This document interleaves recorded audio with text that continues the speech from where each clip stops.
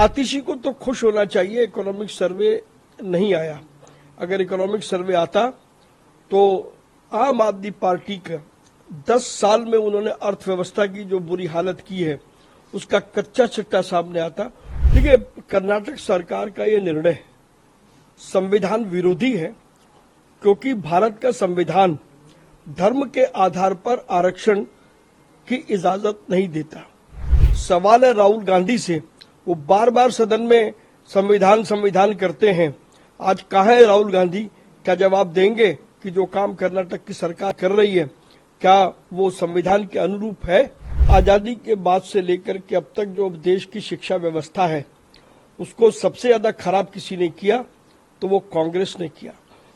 देखिए, जब भी इकोनॉमिक सर्वे की बात आती है तो इकोनॉमिक सर्वे का मतलब है कि राज्य की आर्थिक स्थिति कैसी है और राजस्व का क्या हाल है, राज्य के खजाने की क्या स्थिति है।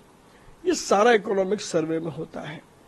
और भारतीय जनता पार्टी की सरकार दिल्ली में अभी बनी है, तो निश्चित रूप से एक सही इकोनॉमिक सर्वे पेश करने के लिए अलग अलग विभागों से, अलग अलग जगह से सारे आंकड़े इकट्ठे करने पड़ते हैं, तब जाकर के इकोनॉमिक सर्वे आता है। बजट पेश होने वाला है, तो बजट में जो इकोनॉमिक सर्वे की तस्वीर है वो साफ दिखाई देगी। और आतिशी को तो खुश होना चाहिए, इकोनॉमिक सर्वे नहीं आया।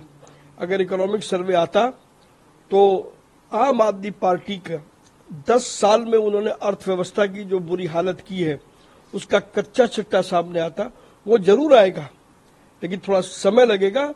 और किस तरीके से अपने निजी लाभ के लिए इन्होंने दिल्ली को बर्बाद किया, वो तस्वीर बहुत जल्दी सामने आएगी। देखिए, कर्नाटक सरकार का ये निर्णय संविधान विरोधी है, क्योंकि भारत का संविधान धर्म के आधार पर आरक्षण की इजाजत नहीं देता। कुछ कमजोर तबके हो सकते हैं जिनके लिए आरक्षण की व्यवस्था की जा सकती है, ऐसा संविधान में कहा गया है। लेकिन कर्नाटक सरकार अपने राजनीतिक भविष्य की चिंता करते हुए केवल एक वर्ग विशेष के लिए जो आरक्षण की व्यवस्था कर रही है वो निश्चित रूप से भारत के संविधान के खिलाफ है और संविधान का अपमान है। सवाल है राहुल गांधी से, वो बार बार सदन में संविधान करते हैं। आज कहाँ है राहुल गांधी? क्या जवाब देंगे कि जो काम कर्नाटक की सरकार कर रही है क्या वो संविधान के अनुरूप है? राहुल गांधी क्या कहते हैं ये उन्हें भी नहीं पता। अगर इतिहास को खंगालेंगे तो आजादी के बाद से लेकर के अब तक जो देश की शिक्षा व्यवस्था है उसको सबसे ज्यादा खराब किसी ने किया तो वो कांग्रेस ने किया। कांग्रेस ने देश के लोगों को बताया कि बाबर, औरंगजेब और ऐसे आक्रांता उनका यशगान किया, किंतु भगत सिंह, चंद्रशेखर जैसे लोगों का उनका कहीं पर भी कोई स्थान नहीं था।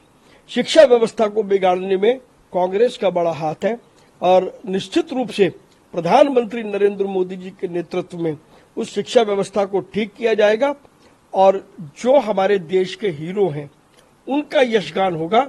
इसलिए राहुल गांधी को तकलीफ हो रही है कि यशगान जब देश के हीरो का होगा तो जिन लोगों को उन्होंने पुजवाया पिछले 60-70 सालों में, तो उनका काला चिट्ठा जनता के सामने आएगा। ये ओवैसी का विचार हो सकता है, लेकिन वक्फ बिल संसद की जो प्रक्रिया है उस प्रक्रिया के अनुरूप लाया गया है। संसद ने जेपीसी बनाई, जेपीसी ने पूरे देश में जा करके लोगों से उनके सुझाव मांगे। उसके बाद जेपीसी ने अपनी रिपोर्ट बनाई और सदन के अंदर प्रस्तुत की।